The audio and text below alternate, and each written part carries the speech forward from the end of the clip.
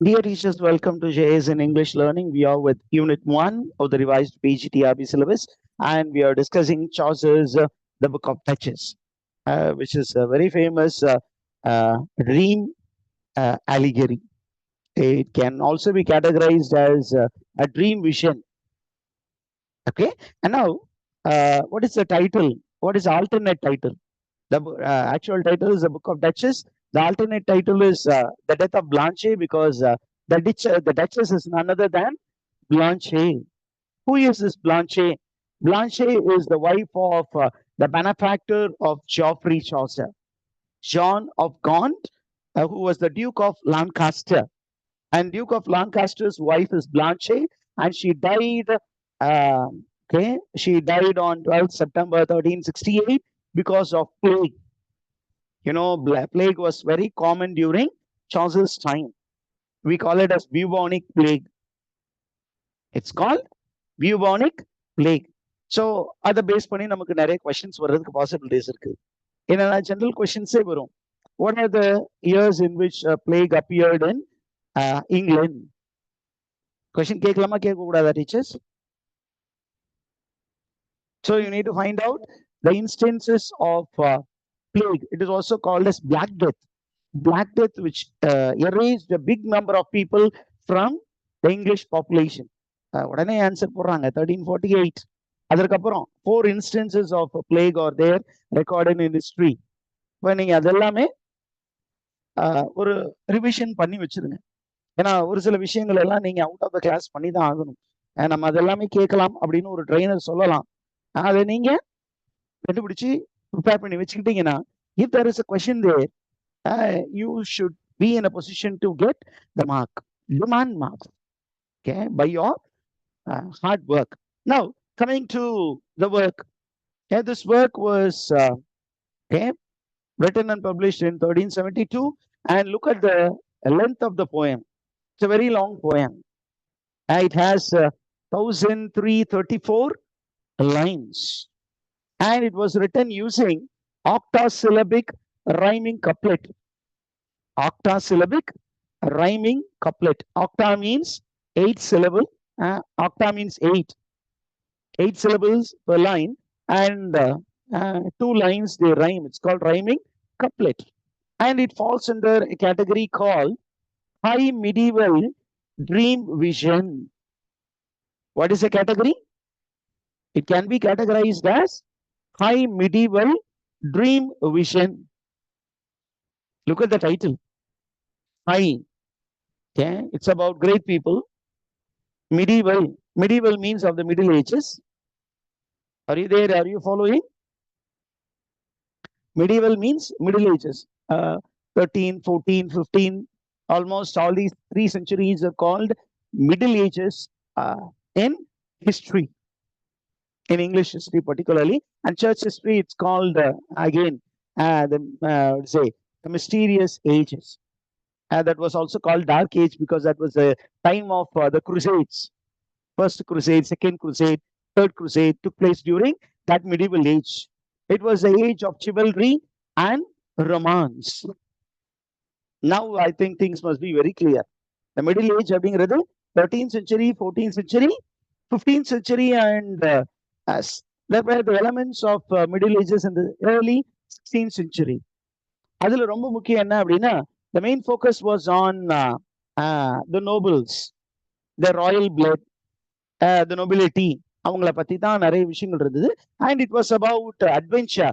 Adventure அப்படிங்கிறது military expedition, அது ரிலேட்டடான விஷயங்களும் இருக்கும். அதோட மிடிவலோட நமக்கு இன்னும் 2 டேர்மும் இருக்கு. என்ன அப்படின்னா dream vision. Okay, a vision in a dream. A vision in a dream. அப்ப writer goes asleep, and in the sleep he has a vision which has a real life quality, and in that dream he finds a problem and he tries to find a solution to the problem. Are you the teachers? Yes, sir. அப்ப நம்ம இந்த book, இந்த particular poem இருக்குல்ல, long poem, octosyllabic rhyming couplet rhyme scheme use பண்ணியிருக்கிற ஒரு poem, அந்த metre use பண்ணியிருக்கிற ஒரு poem. It can be categorized as a elegy. அதை வேற வேற கேட்டகரிஸ்ல கொண்டு வராங்க. It is a elegy because reasons கேட்பாங்கல்ல, because it was written to mourn the death of Blanche, the Duchess of Lancaster. A poem that mourns the death of somebody is called elegy. இது ஒரு long poem, அதுக்குன்னு ஒரு parameters எல்லாம் இருக்கு. இதுவே ரொம்ப சின்னது அப்படின்னா இட் இஸ் கால்ட் டர்ஜ், ஒப்பாரி பாட்டு. நம்ம ஊர்ல எல்லாம் யாராவது ஒருத்தர் இறந்து போயிட்டாங்கன்னா அந்த பாட்டிகள்லாம் உட்காந்து ஒப்பாரி வச்சு பாட்டு பாடுவாங்க. இது எல்லா கல்ச்சர்லயுமே இருந்திருக்கு. ஆனா அதுவே ஒரு பெரிய ஒரு ஸ்ட்ரக்சருக்குள்ளார சிஸ்டமேட்டிக்கா கொண்டு வந்து அந்த ஸ்ட்ரக்சருக்குள்ள கொண்டு வந்தா it is call elegy and it follows a meter called elegiac meter. Okay, you remember that teachers, elegiac meter?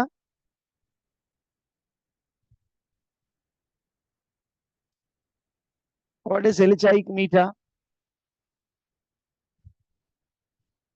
Elegiac meter is a poetic meter that alternates lines of dactylic hexameter and dactylic pentameter. அந்த லைன்ஸ்ல வந்து என்னென்ன இருக்கணும்? dactylic hexameter இருக்கணும், dactylic pentameter ஆல்டர்னேட்டா வந்துகிட்டே இருக்கணும். dactyl foot, foot வந்து dactyl, hexa அப்படிங்கிறது the number of syllables. பென்டானா எத்தனை? 10 syllable. அப்ப ஹெக்ஸானா? hexa means how many teachers? 6 அப்படிதானா? Very good.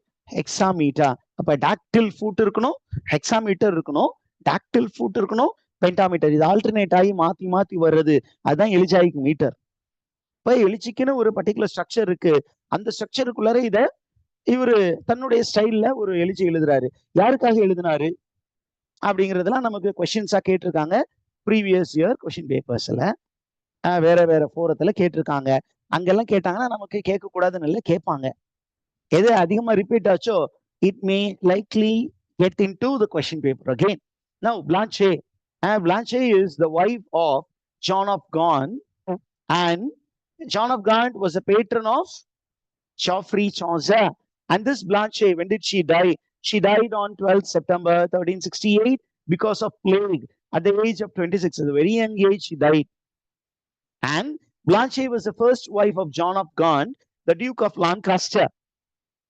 Okay, and this John of Gaunt, he is the son of King Edward III of England, and this character is also mentioned in Henry IV Part 1 by William Shakespeare. You know, Richard II லையும் அவருடைய name வரும். Richard II you find Henry Bolingbroke, who later became King Henry IV after deposing Richard II. You know what was the main bone of contention for Henry Bolingbroke to turn against King Richard II? Because he banished Henry Bolingbroke, and during that time John of Gaunt was sick, and when John of Gaunt died, the property was taken away from Henry Bolingbroke and it was made into the country property. It was made the king's property, and Henry Bolingbroke wanted to get back his property from his cousin Richard II, because John of Gaunt was uncle of Richard II. எவ்வளவு விஷயங்கள் நம்ம connect பண்ணி படிக்க வேண்டியது இருக்கு பாருங்க. Are you there with me, teachers? Did you get all these things? Yes. Now comes another very important information. There is a note which was left by an Elizabethan antiquarian, John Stowe.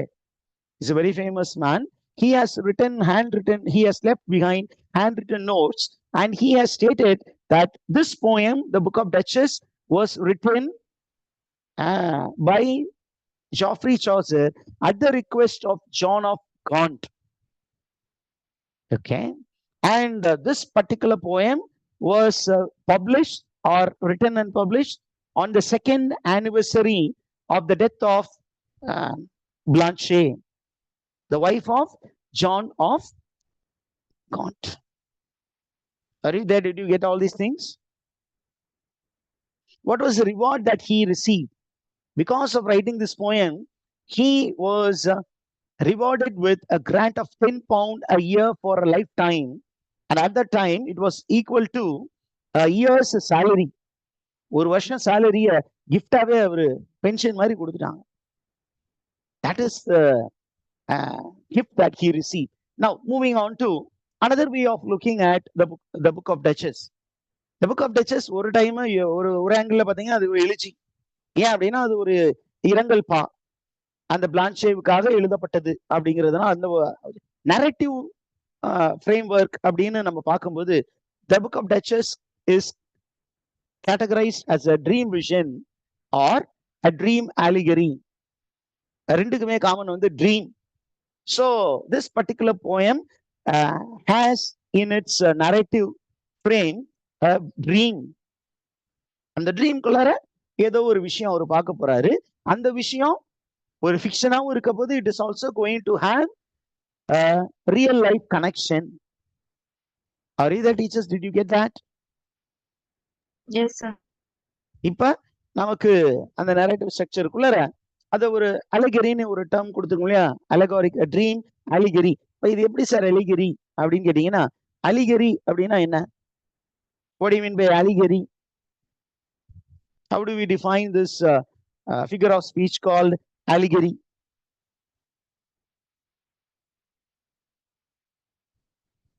Story within a story. A story. From Bible. A story. Okay. A story. சொல்லுறீங்க கரெக்டா கொஞ்சம் சொல்லிரணும். Based on the real life story. Okay, அப்படிதான். Very good. A story which is fictional and has a real life connection. அவ்வளவுதான். அதுக்கு ஒரு political கனெக்ஷனும் இருக்கும். நான் ஒரு குட்டி ஸ்டோரி சொல்லவா சார் அப்படின்னு ஒருத்தர் சொல்றாருல்ல, ஒரு குட்டி ஸ்டோரி. ஒரு ஒரு ஆடியோ லான்ச் ஃபங்க்ஷன்ல ஒருத்தர் ஒரு குட்டி ஸ்டோரி சொன்னாரு. அப்பா சட்டைய ஒரு பையன் போடணும்னு ஆசைப்படுறது தப்பு இல்லையே, அப்பாவுக்கு அந்த சேர்ல பையன் உட்கார்றது தப்பு இல்லையே. அத அவரு பேசுறதுக்கு இன்னொருத்தர் பேசின ஒரு கதை இருக்கு. என்ன அப்படின்னா, கழுகு பறந்துகிட்டு இருந்துச்சு, காக்கா என்ன பண்ணுச்சு, மேல கழுக பார்த்துச்சு, காக்காவும் மேல பறந்துச்சு. அண்ட் கழுகு என்ன பண்ணுச்சு, கொஞ்சம் கூட வெட்டிக்காம அதோட கொஞ்சம் மேல பறந்துச்சு.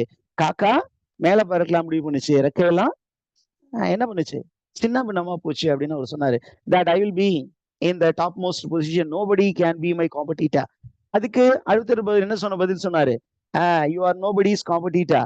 அவருக்கு அவரு சொன்னாரு, ஒருத்தன் நான் தொடங்கி ஓடிக்கிட்டு இருந்தேன், திரும்பி பார்த்தேன் எனக்கு ஒரு காம்படிட்டர் இருந்தது, வேற யாரும் இல்லை, நான் தான் என்னுடைய காம்படிட்டர், நான் யாருக்குமே காம்படிட்டர் இல்லை அப்படின்னு சொல்லி அந்த ஆக்டர் பேசினாரு. அப்ப ஒரு ஸ்டோரி வந்து will have some political connection or a moral significance, that is called allegory. இங்க பாத்தீங்கன்னா இங்க நிறைய இந்த ஸ்டோரிக்குள்ளார நிறைய அப்டிராக்ட் கான்செப்ட்ஸ் இருக்கும். அந்த abstract concepts will have a profound real life connection, so it is called a allegory. What is the theme of the poem? The theme of the poem is about love and loss. Okay, here there is a lady who is dead and she was the beloved of a knight, and the knight is mourning the death of his lady. அதுதான் போயமே. அதனாலதான் அது title the book of the Duchess. Okay, அப்ப who is mourning whose death? The Duke is mourning the death of the Duchess. அத வந்து நீங்க அப்படியே surface லெவல்ல பாத்தீங்கன்னா அந்த ஸ்டோரிக்குள்ள இருக்கக்கூடிய அந்த knight who is dressed in black is mourning the death of his white. இந்த போயத்துல you have a beautiful dichotomy also placed. A color symbolism is used. என்ன symbolism? The hero is presented as knight dressed in black. Black symbolizes mourning. And he is mourning for somebody. Who is he mourning for? யாருக்காக அழுதுகிட்டு இருக்கார்?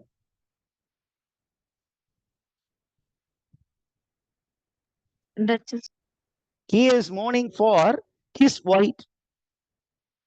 Okay, white is the reference to the Duchess, and this is surface level.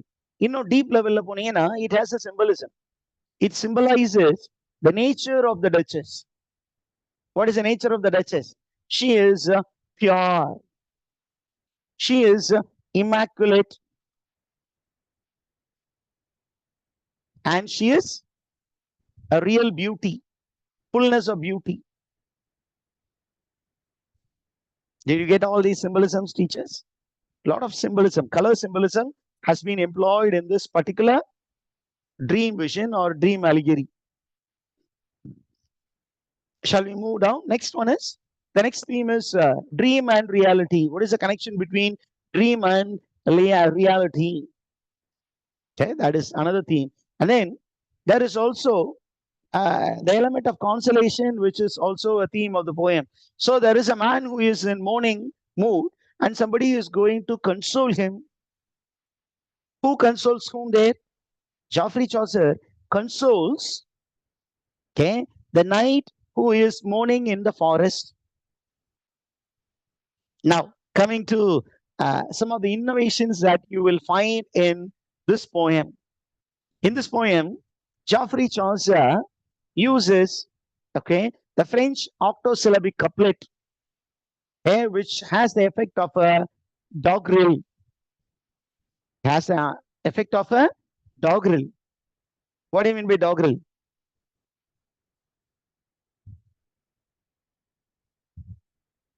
Okay, it's a comic verse composed in irregular rhythm. So sometimes, though it's a very serious poem, when you read it, it will be a bit comical. Okay, so he is using a lot of enjambments, then he is using a lot of irregular lines, and then a lot of jingling effect, which you will find there. And what is the work which influenced this work?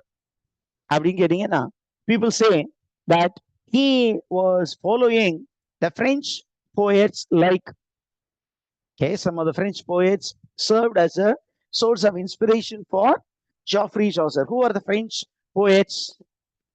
Okay, the names are here: Guillaume de Loris, Jean de Meun, Froissart, and Marchart. These are the people who wrote courtly love poems. And in this particular elegy, Geoffrey Chaucer has incorporated the courtly love poem elements. And you find that Geoffrey Chaucer has completely lifted some lines from Motet's Judgment de Roy de Bahange. Okay, he has completely lifted some lines and he has used it.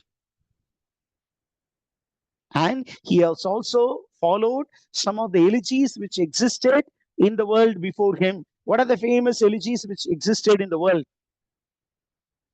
before Geoffrey Chaucer's this elegy? What are the famous elegies in the world?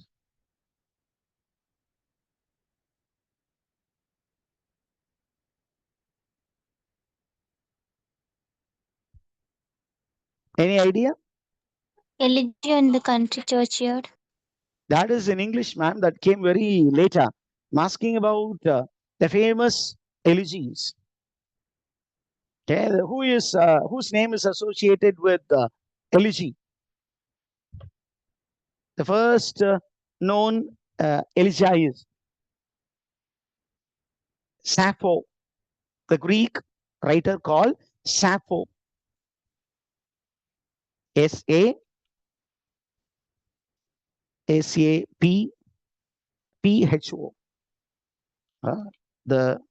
This man, his name is associated with elegy. Sappho.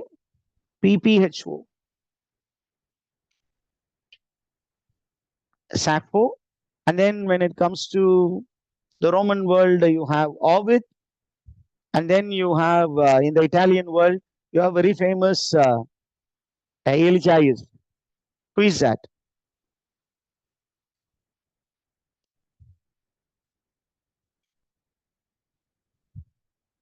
Famous Italian writer.